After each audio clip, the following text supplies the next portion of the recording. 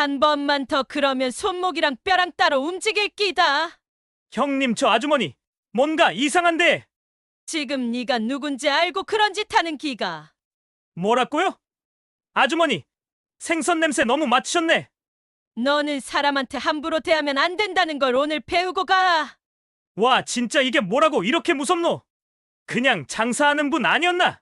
칼은 이제 사람한테 들지 마라. 다시는. 서울 영등포에서 날아온 조폭 동철 씨. 그리고 그를 맞이한 건 단순한 생선 장수가 아니었다. 자갈치 시장 한복판 고등어를 손질하던 정숙 씨는 사실 과거 칼 한 자루로 부산 암흑가를 쥐락펴락했던 전설이었다. 그날 아무도 예상하지 못한 손맛의 진짜 의미가 드러났다. 이 이야기 놓치면 후회할지도 모릅니다. 구독과 좋아요, 알림 설정까지 해두시면 더 많은 숨겨진 전설을 가장 먼저 확인하실 수 있어요. 그날 부산 자갈치 시장 생선가게 앞에서 모든 게 시작됐다. 흐린 오후 물비린내가 스며든 골목 끝에서 바다 내음보다 더 짙은 긴장감이 감돌았다. 정숙 씨는 변함없는 손놀림으로 고등어를 손질하고 있었다. 그러나 평화로워 보이던 그 하루는 서울에서 내려온 낯선 무리의 등장으로 금세 뒤집혔다. 정숙 씨의 가게 앞에 덜컥 세워진 외지 번호판 차량. 시장의 좁은 골목길 한복판을 막아선 그 차 안에서 술기운 가득한 웃음소리가 새어나왔다. 욕설과 통성명이 난무하는 소란 속 동철 씨는 거칠게 차문을 열고 내렸다. 가게 앞에 주차를 하지 말라는 간단한 말 한마디에 그는 얼굴을 붉히며 반말로 되받아쳤다. 시장 상인들이 하나둘씩 눈치를 보며 뒷걸음질 칠 무렵 아무 말 없이 생선을 손질하던 정숙 씨의 손이 딱 한 번 멈췄다. 그 누구도 눈치채지 못한 변화. 아니, 어쩌면 일부러 아무도 보려 하지 않았는지도 모른다. 왜냐하면 자갈치 시장 사람들에겐 전에 내려오는 이야기가 있었으니까. 가장 조용한 칼이 가장 무서운 칼이다. 그 순간 세상은 아직 모르는 진짜 이야기가 자갈치 시장 뒷골목에서 되살아나고 있었다. 부산 자갈치 시장 한가운데 생선 비린내와 삶의 진한 냄새가 뒤섞인 그곳에서 하루하루를 살아가는 이들이 있었다. 정숙 씨는 올해로 68. 검게 그을린 손과 굳은 살 박힌 손바닥이 말해주는 시간의 무게는 상상보다 깊었다. 매일 새벽 5시면 시장으로 나와 고등어며 갈치며 제철 생선을 골라 손질하고 누가 시키지 않아도 가게 앞을 쓸며 하루를 열었다. 겉으로 보기엔 평범한 생선 장수. 하지만 시장 사람들 사이에서 정숙 씨는 좀처럼 말로 설명하기 힘든 존재감을 가진 이였다. 과거의 그녀는 그렇게 조용하지 않았다. 23이던 어느 해 여름 70주파의 중간 보스였던 정숙 씨는 그 이름만으로도 항구 일대의 그림자를 드리웠다. 칼날을 휘두르던 그 시절, 그는 목숨 걸고 배운 단 하나의 기술로 부산 거리의 불의와 싸웠고 동료들을 지키기 위해 누구보다 날카로워졌다. 그렇게 칼을 들고 살았지만 어느 날 갑자기 손에서 무기를 내려놓았다. 조용히 시장으로 돌아와 생선 손질을 배우고 팔자에 없는 고유한 삶을 선택한 건 누구도 몰랐던 이유 때문이었다. 자갈치 시장이라는 공동체 안에서 그녀는 그저 정숙 씨였다. 함께 온 세월을 나눠온 친구 순자 씨가 옆 가게에서 김을 팔고 있었고 이 두 사람은 서로의 일상을 말없이 챙겼다. 순자 씨는 정숙 씨의 과거를 누구보다 잘 알았지만 결코 입 밖에 내지 않았다. 서로의 눈빛만으로도 필요한 말은 전해졌고 그렇게 몇십 년의 세월이 흘렀다. 한편 서울 영등포의 밤거리를 떠돌던 동철 씨는 전혀 다른 삶을 살아왔다. 41의 나이, 건달 생활만 15년. 고졸 후 바로 조직에 들어간 그는 욕설과 폭력, 칼부림 사이를 헤매며 영동파의 행동대원으로 이름을 올렸다. 수십 번의 경찰 조사를 받고 몇 번의 수감과 구류를 거친 뒤에도 그는 달라지지 않았다. 비열하고 거친 언어, 누가 먼저 주먹을 휘두르는지가 전부였던 세상. 그 안에서 동철 씨는 조금의 회의도 없이 살아왔다. 서울에서의 생활이 잠시 틀어졌던 어느 날 조직 선배가 제안했다. 부산 내려가서 며칠 쉬다 와라. 자갈치에 괜찮은 포장마차도 좀 알아보고. 그 말에 따라 내려온 부산. 익숙하지 않은 사투리, 좁고 정겨운 골목, 그리고 너무 조용한 시장. 그곳에서 그는 아무 생각 없이 친구들과 술을 마셨고 고래고래 소리 지르며 목적 없는 분노를 표출했다. 그리고 아무도 몰랐지만 운명처럼 마주한 여인이 있었다. 단순히 고등어를 손질하던 손. 하지만 그 손은 언젠가 칼 하나로 세상을 갈랐던 손이었다. 아무도 알아보지 못했지만 그날을 기점으로 무언가 달라지기 시작했다. 햇빛이 살짝 기울며 자갈치 시장 전체에 누런 기운이 감돌기 시작하던 오후, 술에 취한 남자 셋이 시장 골목으로 비틀거리며 들어섰다. 동철 씨는 캔맥주 하나를 비틀어 열며 거친 웃음을 터뜨렸다.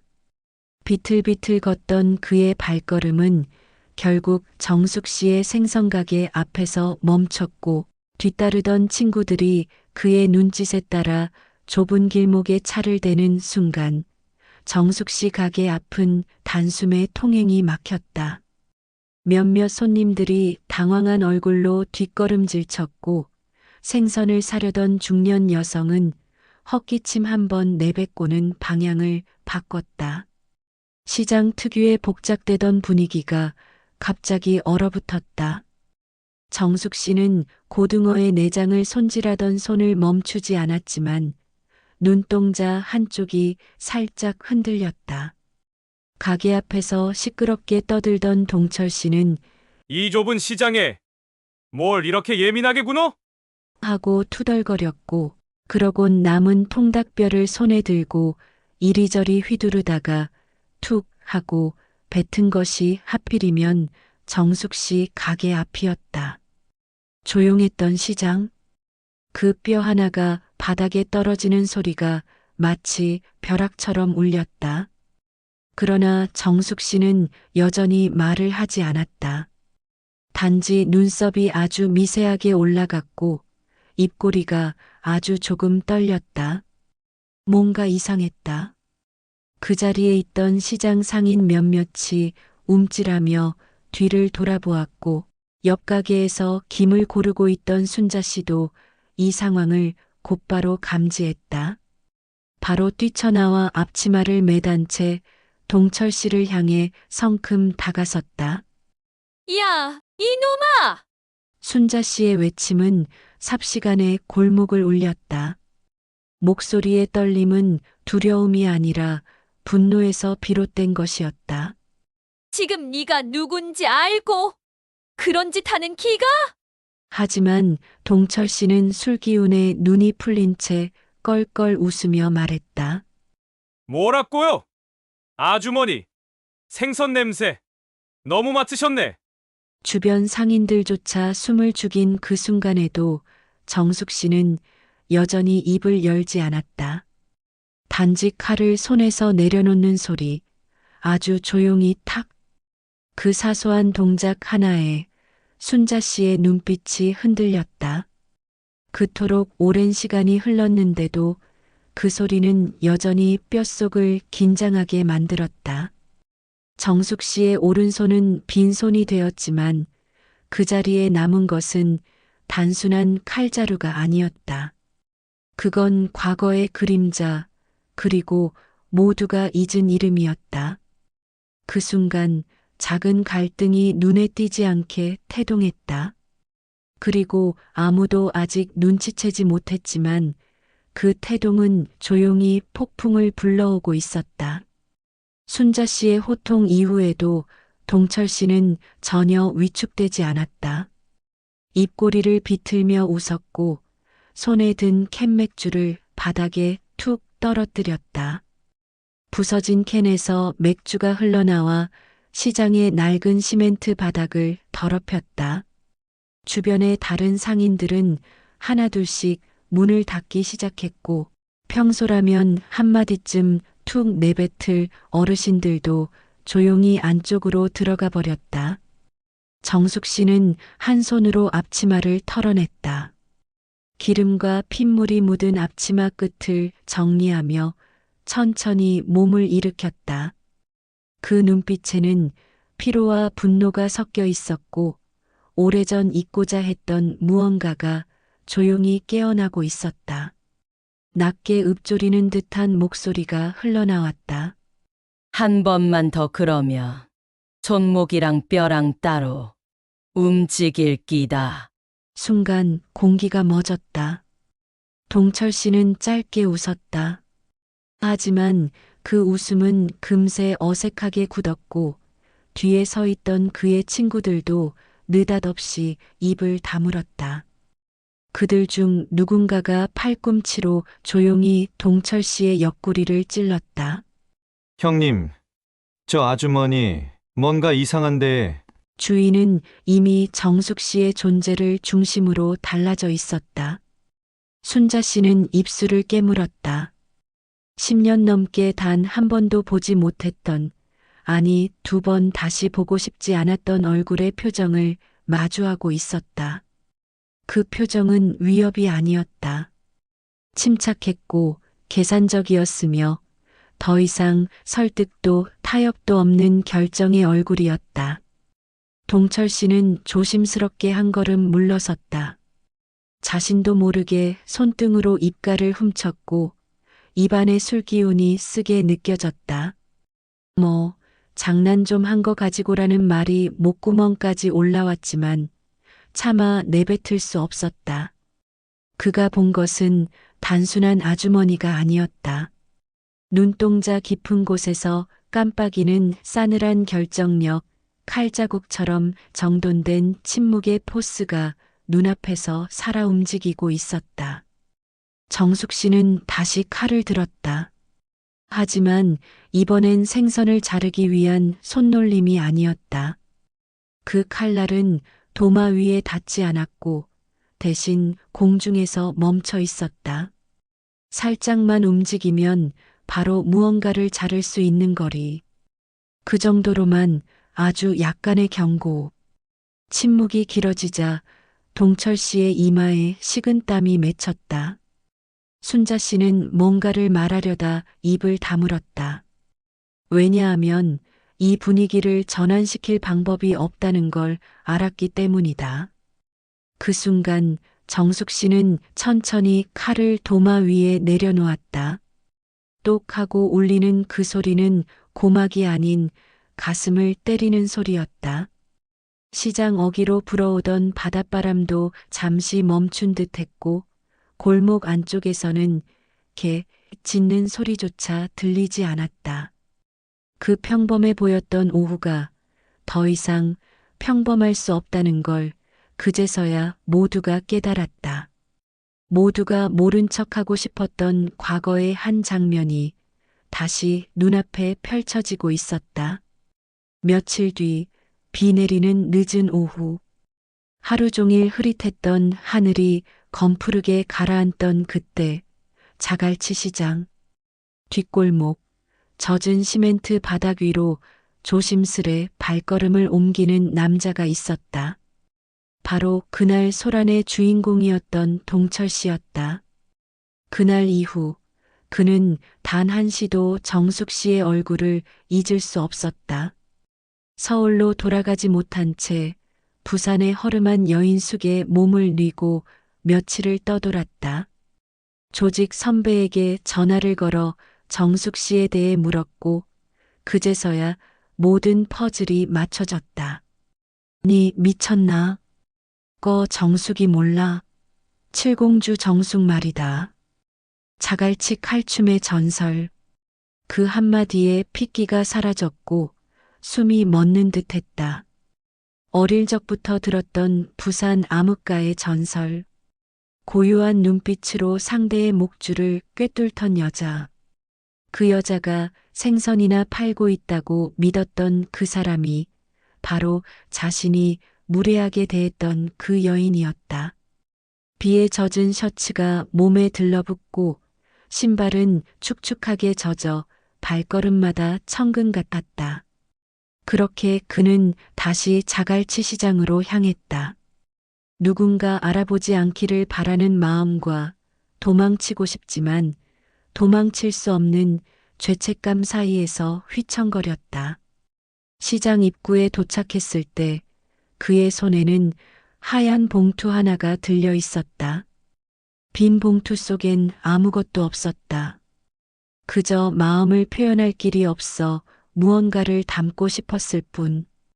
가게 앞에 도착했을 때 정숙 씨는 조용히 생선을 정리하고 있었다. 그 눈빛은 전혀 달라지지 않았고 어제와 똑같은 시간, 똑같은 움직임으로 하루를 마무리 중이었다. 그 앞에 조심스레 무릎을 꿇었다. 말없이 시선을 내리깐 채 두 손을 모았다. 어깨는 벌벌 떨렸고 입술은 단단히 다물린 채였다. 시장 사람들은 하나둘씩 고개를 내밀었고 순자 씨는 이마를 짚으며 긴 숨을 내쉬었다. 즉 결국 무릎 꿇었네. 누군가는 흠칫 놀랐고 누군가는 조용히 고개를 끄덕였다. 왜냐하면 이 시장 사람들은 알았다. 정숙 씨 앞에 무릎 꿇는다는 게 어떤 의미인지. 정숙 씨는 천천히 고개를 들었다. 비에 젖은 바닥 위로 무릎 꿇은 남자의 등, 한 번의 숨소리조차 섞지 않은 그 장면을 천천히 바라보았다. 말 대신 손에 들고 있던 수건으로 도마를 닦았다. 한 번, 두 번. 그렇게 아주 오래전처럼 차분하게 움직이면서도 그 마음 깊은 곳에선 뭔가 복잡한 감정이 일렁이고 있었다. 분노, 연민, 회한. 그리고 아주 오래전에 내려놓았던 결심이 다시 흔들릴까 두려운 감정까지. 그 손끝이 떨렸다. 하지만 이번에도 아무 말 없이 생선을 하나 더 꺼내어 정리하기 시작했다. 누군가 대신 말해줄 수 없는 상황, 어떤 사과도 가볍게 들릴 수밖에 없는 순간 그 침묵은 오히려 가장 무거운 말이었다. 해가 완전히 지고 시장에는 정막만이 깃들었다. 생선 비린내 대신 습기 어린 바람과 전구빛이 바닥에 번지던 밤. 정숙 씨는 가게 셔터를 천천히 내리며 뒤돌아섰다. 바로 그 순간 어둠 속에서 누군가 나타났다. 예상치 못한 그림자 하나가 골목을 막아섰다. 그림자의 주인은 다름 아닌 동철 씨의 동료였다. 그날 정숙 씨 앞에서 도망치듯 사라졌던 이들 중 하나. 표정은 굳어 있었고 손에는 낡은 골프채 하나가 들려 있었다.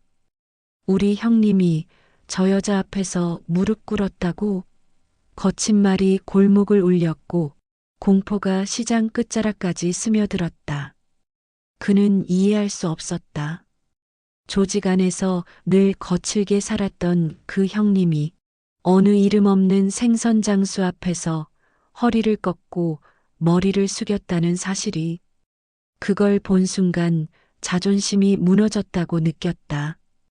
그 밤 술 기운에 휩싸인 채로 한 번쯤 혼내야 한다는 말만 되뇌이며 시장으로 향했다. 정숙 씨는 무심히 그를 바라보았다.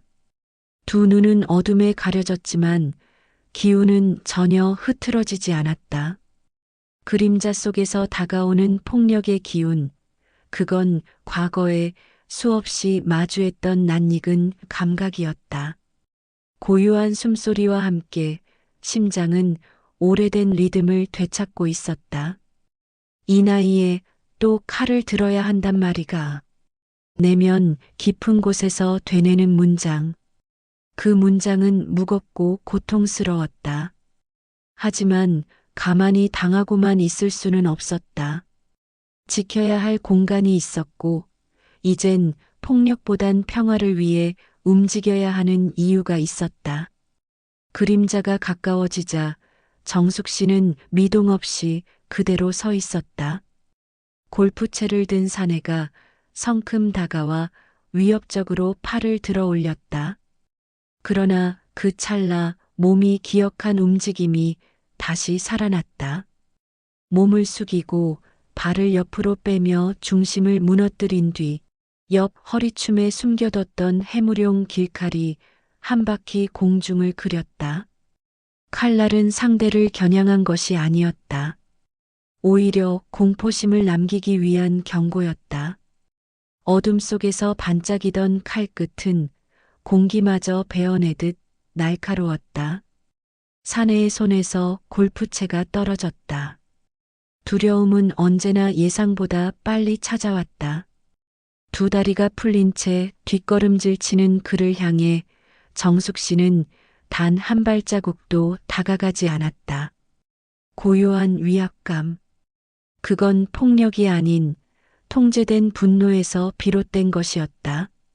바로 그때 뒤쪽에서 또 다른 발소리가 들렸다. 놀란 표정의 동철 씨였다. 숨을 헐떡이며 달려온 그는 상황을 파악하자마자 그대로 무릎을 꿇었다. 두 손을 바닥에 짚으며 떨리는 목소리로 말했다. 이 사람은 제가 책임지겠습니다. 정숙 씨는 대답하지 않았다.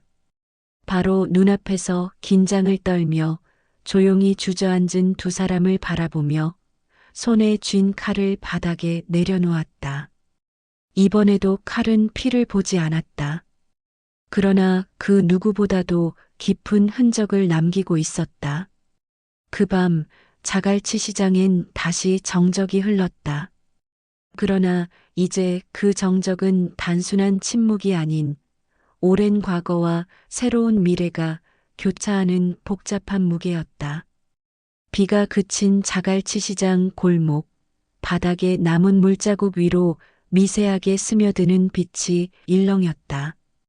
새벽을 알리는 기차 경적 소리도 들리지 않던 그 고요 속에서 정숙 씨는 여전히 땅에 무릎 꿇은 두 남자를 바라보고 있었다. 몸은 아무렇지 않은 척 버텼지만 마음속 어딘가는 천천히 무너지고 있었다.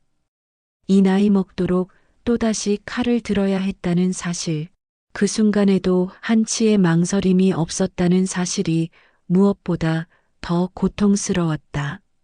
과거를 떠났다고 생각했지만 그 피와 쇠냄새 가득한 시간은 여전히 몸속 깊숙한 곳에서 살아있었다. 무릎 꿇은 동철 씨는 고개를 들지 못했다.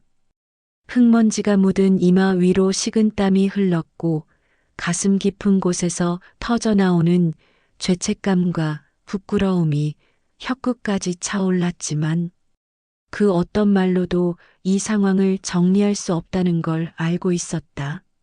순자 씨는 멀리서 이 광경을 지켜보며 두 손을 꼭 잡고 있었다. 그 누구보다 정숙 씨의 과거를 잘 알았고 그 누구보다 지금 그녀의 흔들리는 눈빛 속 감정을 읽고 있었다. 그 눈빛은 분노가 아니었다. 지쳐 있었다. 고요하게, 그리고 잊고 싶을 만큼 지쳐 있었다. 정숙 씨의 손끝은 아주 작게 떨렸다.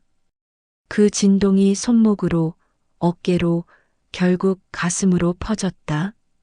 어디서부터 이렇게 된 걸까? 왜 이 나이에, 왜 아직도 누군가를 굴복시키는 방식으로만 자신을 증명해야 하는 걸까?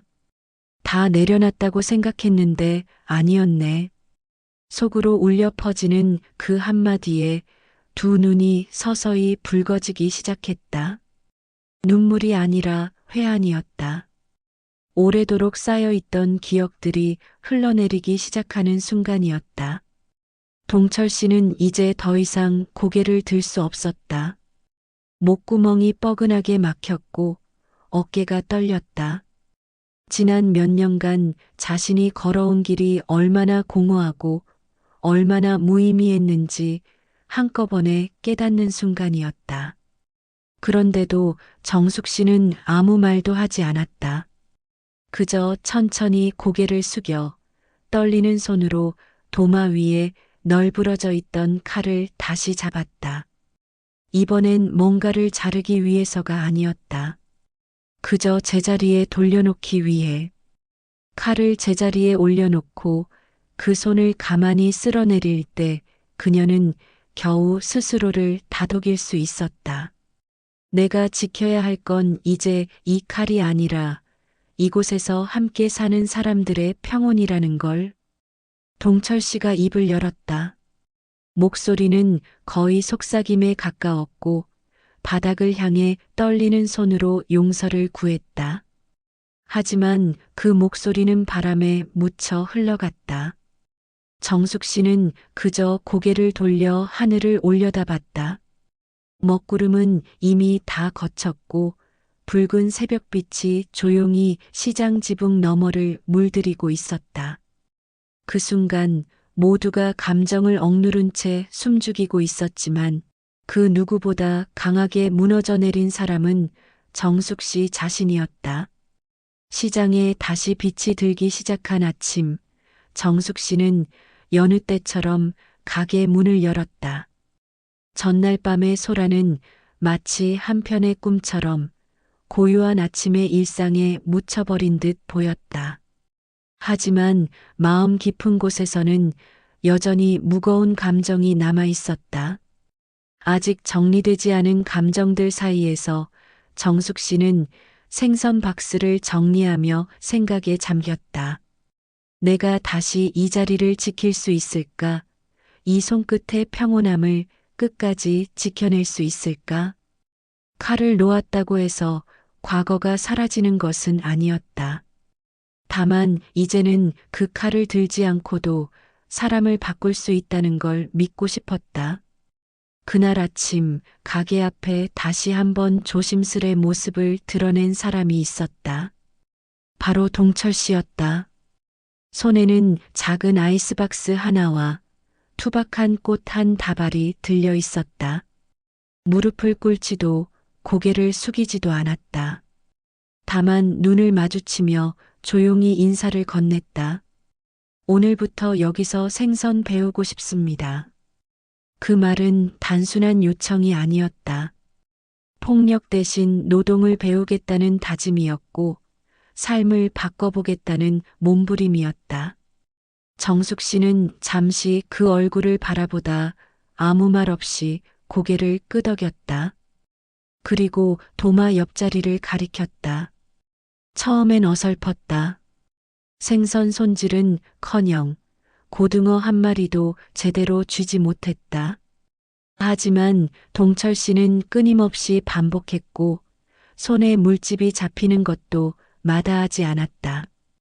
그 손이 과거의 주먹 대신 칼을 쥐게 되고 그 칼이 사람을 상하게 하지 않고 생선을 살리는 손으로 바뀌는 데에는 오래 걸리지 않았다.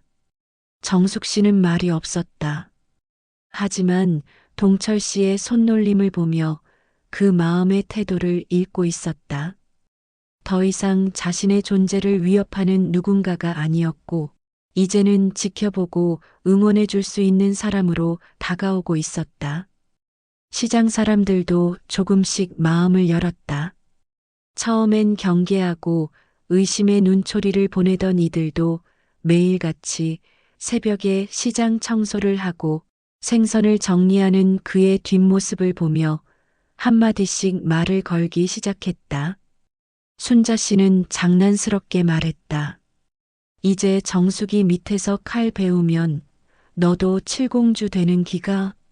그 말에 모두가 웃었고 그 웃음은 시장 구석구석에 번져갔다. 정숙 씨는 여전히 조용했다. 그러나 마음속 깊은 곳에서는 비로소 무언가 정리되어 가고 있었다. 과거를 묻는 방식, 사람을 바꾸는 방식, 그리고 누군가를 용서한다는 것의 의미까지. 그렇게 시장은 다시 평온을 되찾았다. 그러나 그 평온은 이전과는 다른 무게를 지녔다. 무릎 꿇었던 밤, 고요히 내려앉은 칼날, 그 모든 순간이 만들어낸 결정적인 전환이었다. 몇 달이 흘렀다. 자갈치 시장에는 계절이 바뀌는 냄새가 스며들었고 비릿했던 바다 내음도 어쩐지 더 부드럽게 느껴지기 시작했다. 고등어의 살은 더 두툼해졌고 손님들의 발길은 잦아졌다. 정숙 씨의 가게 앞에는 늘 동철 씨가 서 있었고 그 모습은 더 이상 낯설지 않았다. 시장 사람들의 시선도 완전히 달라졌다. 처음엔 조심스럽던 인사들이 어느새 따뜻한 웃음과 농담으로 바뀌었고 동철 씨는 자연스럽게 이곳의 한 사람이 되어 있었다. 그가 들고 다니던 칼은 예전에 그것이 아니었다. 이제는 생선을 품고 맛과 신선함을 책임지는 손끝의 기술이었다. 순자 씨는 요즘 들어 자주 말하곤 했다. 사람은 고치기 힘든 기라. 근데 이 사람은 다르다 아이가. 그 말에 모두 고개를 끄덕였다. 매일 새벽 청소, 고요한 손질, 그리고 묵묵한 책임감. 그 모든 게 한때 칼을 휘두르던 사람이었다고는 상상할 수 없을 정도였다. 정숙 씨는 말이 많아지지 않았다. 늘 그렇듯 조용히 도마 앞에 섰고 필요한 말은 짧고 단정했다.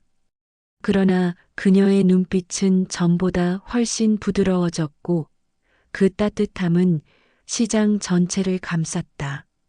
무언가 바뀐 것은 분명했다. 정숙 씨는 더 이상 과거에서 도망치지 않았다. 그 과거를 묻고 가슴에 간직한 채 새로운 시간을 살아가고 있었다. 동철 씨와의 인연은 단순한 우연이 아니었고 그 우연이 삶을 조금 더 단단하게 만든다는 사실을 몸소 느끼고 있었다. 동철 씨 또한 많은 것을 내려놓았다. 명함도 조직도 허세도 모두 벗어던진 채 이곳에서 생선을 배우고 사람을 배우고 있었다. 그는 늘 말했다. 정숙 씨는 제게 두 번째 인생을 주신 분입니다. 이젠 누구도 그를 피하지 않았고 정숙 씨를 전설이라 부르며 속삭이던 사람들도 이제는 그런 말 없이 그들을 있는 그대로 받아들였다. 시장 한복판, 그 작은 가게 앞에서 두 사람은 말없이 고등어를 손질하고 있었다. 기억은 여전히 남아 있었지만 이젠 그것이 짐이 아니었다. 과거는 자리를 내주고 앞으로의 시간들이 그 자리를 채워가기 시작했다. 삶은 그렇게 조금씩 달라지고 있었다. 어떤 말보다 무거운 침묵 속에서 누군가는 용서를 배웠고 누군가는 받아들임을 배웠다. 이제 자갈치 시장은 더 이상 단순한 생선 시장이 아니었다. 그곳에는 기억을 품고 용서와 변화를 끌어안은 사람들의 시간이 흐르고 있었다.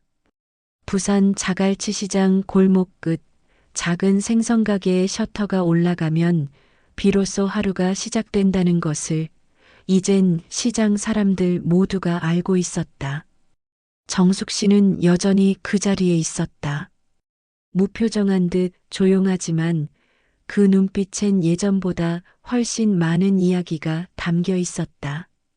그날 이후로 단 한 번도 다시 칼을 높이 든 적은 없었다. 하지만 모두는 알았다.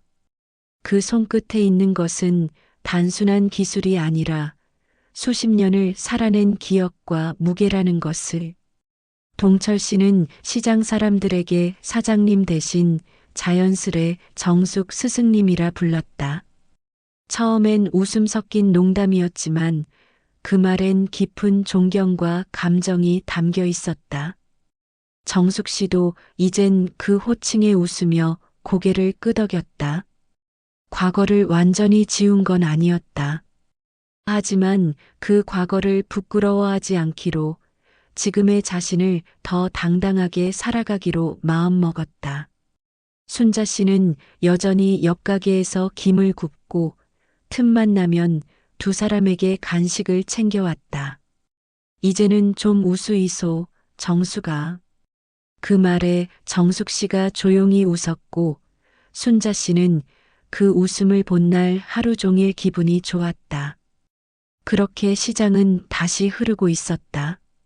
거센 파도도 비바람도 모두 지나간 이야기처럼 흘러가고 있었다.